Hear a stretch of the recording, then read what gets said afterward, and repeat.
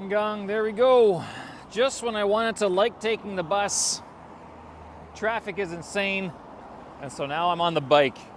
Hopefully it doesn't take me as long. Traffic was just absolutely insane today. The bus has just been crawling along very slow, so I actually ended up getting off the bus and deciding, you know what? I mean, I'm at Sanyuanqiao right now, and I still got about an hour to get down to Shuangjing, but not only that, while I was on the bus, the guy who was in front of me kind of smelled a lot like garlic and maybe a tinge of like last night's alcohol. So I was kind of like, you know what?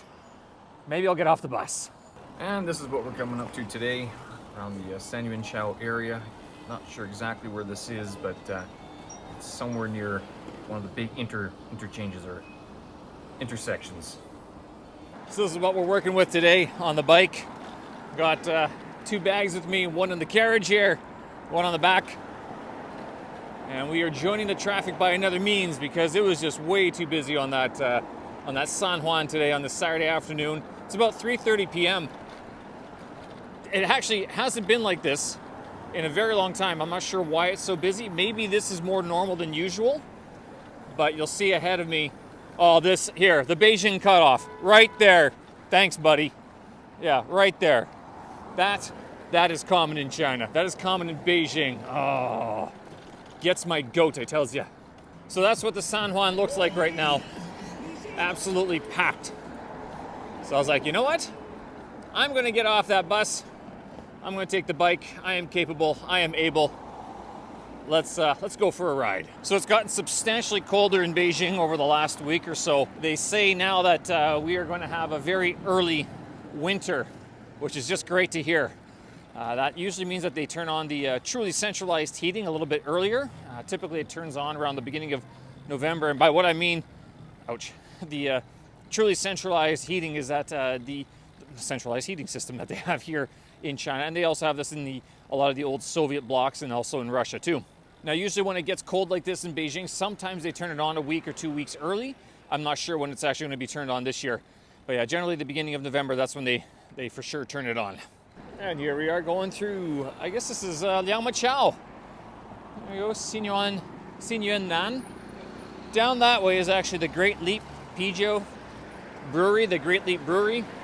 One of the famous sort of local, foreign-run local craft breweries that they have in the city. Jing'e, Dayue, Slow Boat, and then Aero Factory. Aero Factory is by the bridge here. So some people are actually asking me, like, why have I stayed in China for so long?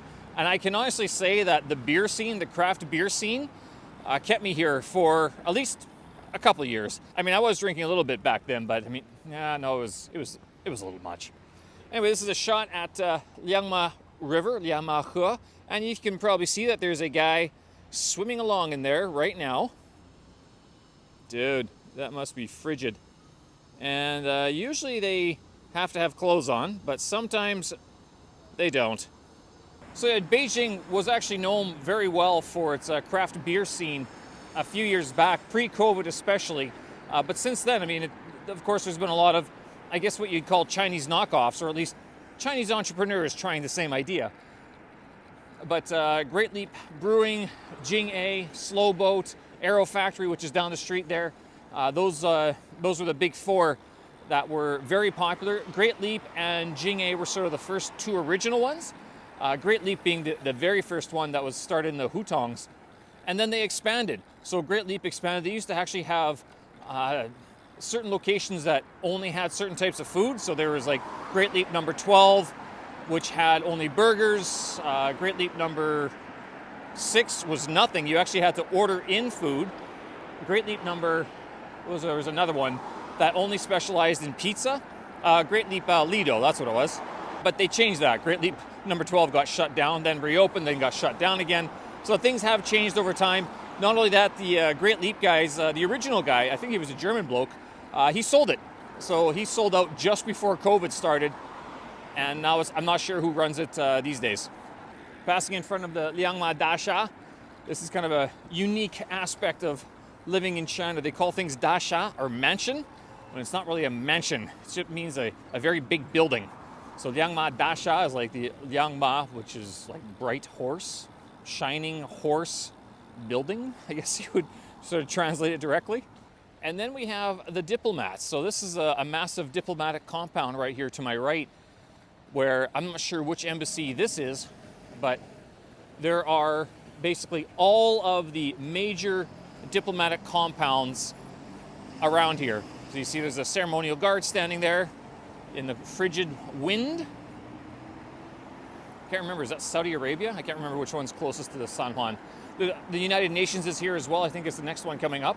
But basically between Liangma and Dongjimin, huge area of just diplomatic residences, diplomatic embassies, consulates, etc.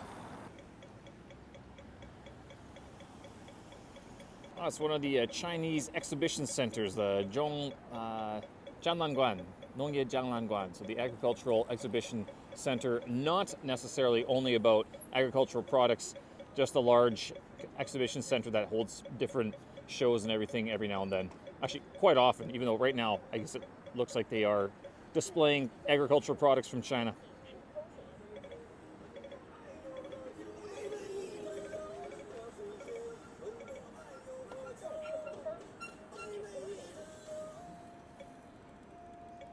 If I'm correct, that should be the United Nations building behind all those trees back there.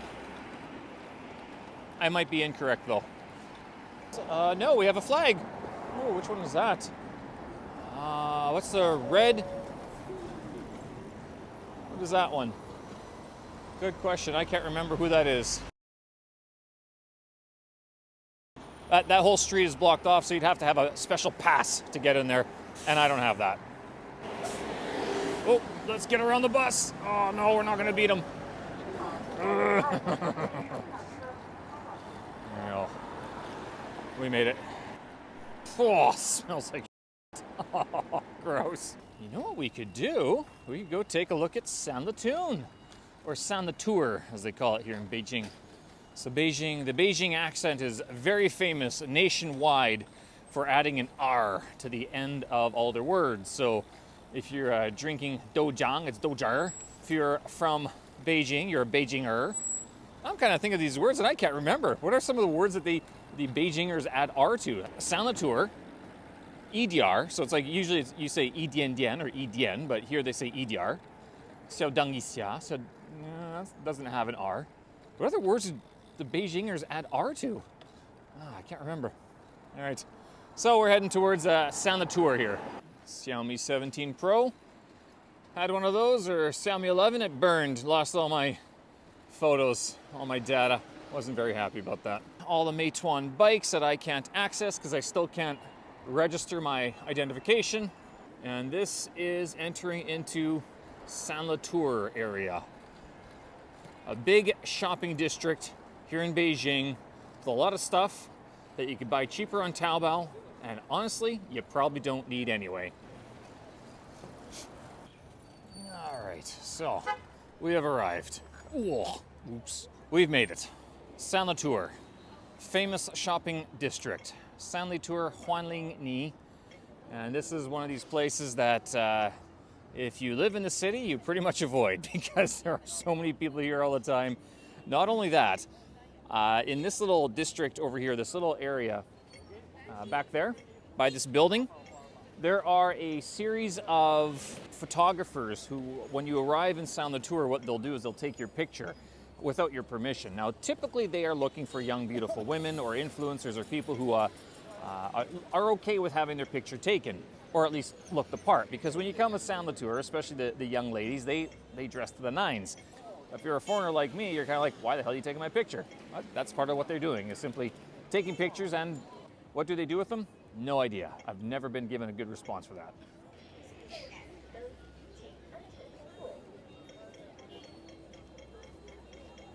I guess I could show you a little bit more. Not only that, Beijing has actually said that you're not supposed to do this anymore, where you're not supposed to ride your bike across the intersection. And I think most people rightfully go, then how am I supposed to get across? Because there are so many people, and it's the lights aren't very long at all. Doesn't look like the photographers are out today, but generally they'd be in that section over there where the balloons are. Hey, what happened to the Uniqlo? Oh, the Uniqlo's gone at Taikuli. So, funny story about the Taikuli Uniqlo that used to be here.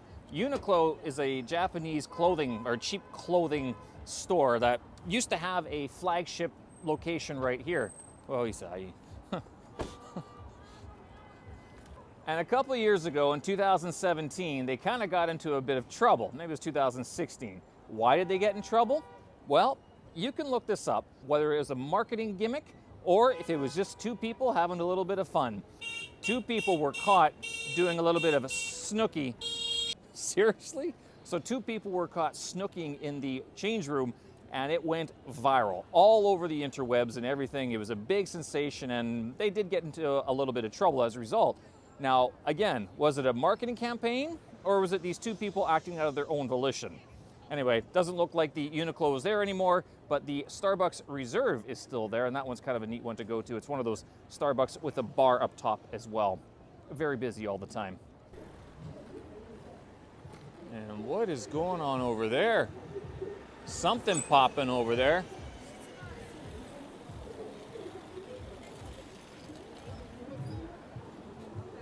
Oh, we got cell phones and selfie sticks and a crowd. Something cool. Oh, there's the Uniqlo. Found it. It moved.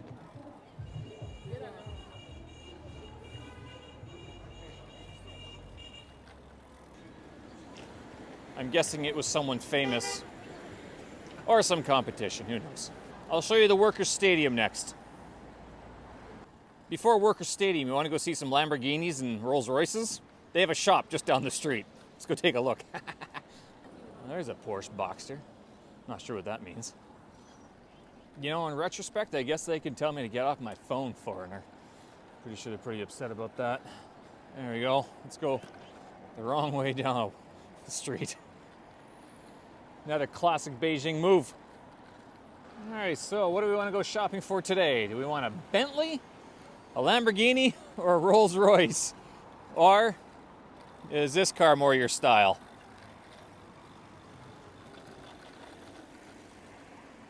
I got my sweet ride. Look at this thing. Works pretty nice.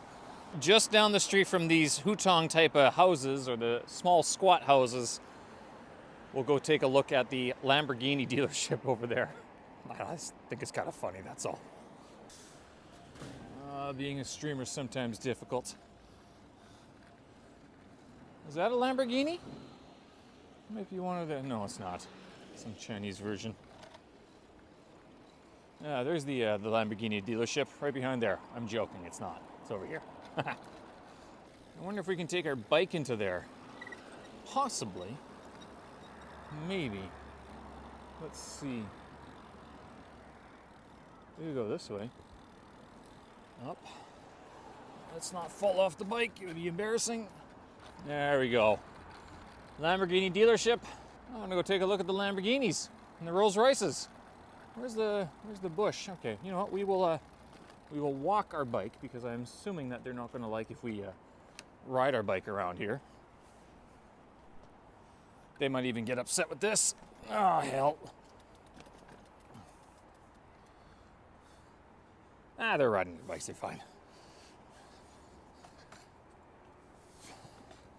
Taking a look at the Rolls Royces that are on sale here in Beijing.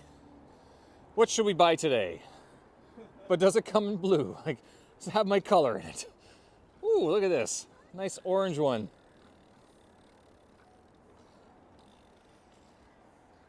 Here, I was being all conservative, not wanting to rock the boat, riding my bike around here. And these kids are ripping around. Very nice. I don't know. If you have a Rolls Royce, what's it like owning one? I think, don't they do background checks on you and everything? All I know is that with Rolls Royces, they typically have very odd color schemes, especially here in Beijing. We're talking like pink and silver. And here's the Bentley dealership. A lime green Bentley. Maybe I'll get a bag. Oh, there, shoes. I'll take those. How's that? Oh, there's a Rollsy. Is that a Bentley? No idea.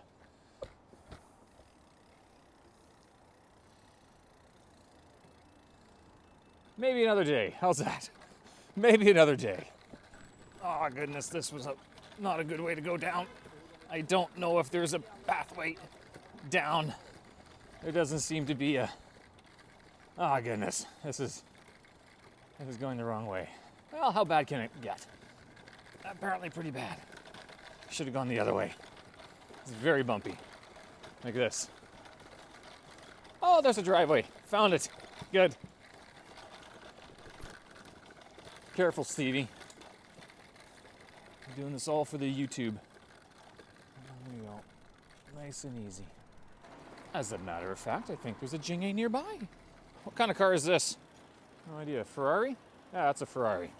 So Lamborghinis are a little bit more boxy, and Ferraris are a little bit more round. That's what I've learned from living in Beijing about supercars. That's about it. Close by, some international shops here. The French Butcher. A steakhouse. Apparently they're pretty good as well. But I think the Jing-A... Uh-oh, will I be able to get through? Quite possibly not. That's a little bit disappointing. Oh, yes, I can. Every time. Surprised. Happily surprised. And look at that. We found it.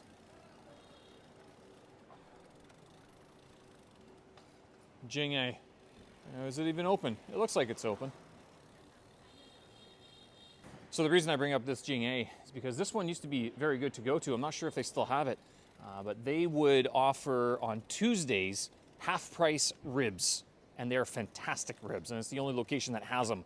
So you'd come here on Tuesday after 5 p.m., get a pint, and then sit down to have like a massive rack of ribs that typically would sell for about 200 RMB, $40. You get it for 20 bucks instead, or 100 RMB.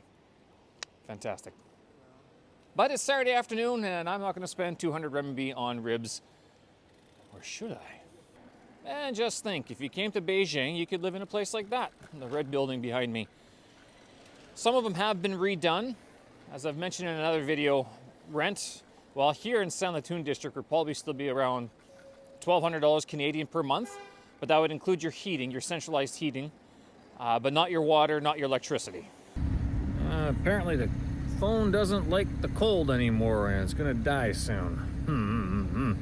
Nor my microphone, that's gonna die too. A little bit of juice left, both on the camera and on the microphone. Give you guys a look at the Workers' Stadium as it stands right now in 2025, and then we'll pack it up from there. How's that? Oh, if there's one place that's changed locations a few times, it's that right there, Heaven Supermarket, or Tiantang. Was that Yuanpi? Tiantang Shi. So that is one of those beer places that you can go in and take whatever you want, sort of thing. Like they have a whole wall, like 200 different types of beers, and you just pick whatever you want, pay it at the counter, and it's cheaper than going to get the craft beer at Jing-A or Great Leap. At the same time, it's kind of expensive. It's more expensive like Jenny Lou's than April Gourmet or any of the international supermarkets. But it's dedicated to basically international beers and international alcohol, things like that. All right, there is Workers' Stadium as it stands, the new one. So again, as I mentioned before, they ripped this down a couple years ago. And there was actually on the other side of this building, there was a whole bunch of bars and clubs. They ripped those all out a couple years ago, shut them down, mixed club. No doubt if you're an old Beijinger like me, you probably know some of those places. I think I'd only been like maybe once or twice. Loud music, smoky, alcohol, and young people want to start fights. No thanks. So this is where Beijing Guoan would play. So that's the Beijing football team or the Beijing soccer team. This stadium isn't as well known as the Bird's Nest. And the Bird's Nest is probably the one that you've seen on TV quite a bit, especially during the two Beijing Olympics. So 2008 and 2022, 2008 being the Summer Olympics, 2022 being the Winter Olympics. That's in the area called the Olympic Forest Park. So they have the big tall towers, they have the Bird's Nest, and then they also have a forest park right around that area as well, and a 7-star hotel, the first time I'd ever heard of it. But this stadium, the Workers' Stadium, this is where they hold the football matches, more for domestic sporting matches rather than anything international. I don't think they have any like pop music or K-pop or anything like that. That's all in the north, that's all at the Bird's Nest instead. Fun fact, I live in the same building as the guy who's involved in selling the commercial real estate or the commercial licenses for all the different shops that are going to open up around this area in the next couple of years. Looks kind of quiet today. Anyway, all right, with that, I'm going to leave it there because this doesn't seem like a very safe way to be shooting a video with my cell phone plugged into my computer for charging purposes. And I do need my cell phone to shut off the bike after I'm done. Anyway, I hope you guys enjoyed that. A little look around Liangmaqiao and Sanlitun. If you guys live in Beijing, drop a comment. What are some memories that you have of this area? Because I know some of you old fogies who've been here for like 2 decades, 3 decades, know what Sanlitun was like before the 2008 Olympics. Drop them in the comments. I'm sure people would be interested to hear the real Beijing story. And for the rest of you who haven't been to Beijing or to China, what do you want to see? What interests you? Let me know and I'll try to do a video about it soon. Thanks again. We'll do this again. Have a good one from Beijing on this chilly, windy, breezy afternoon. Hope you're well.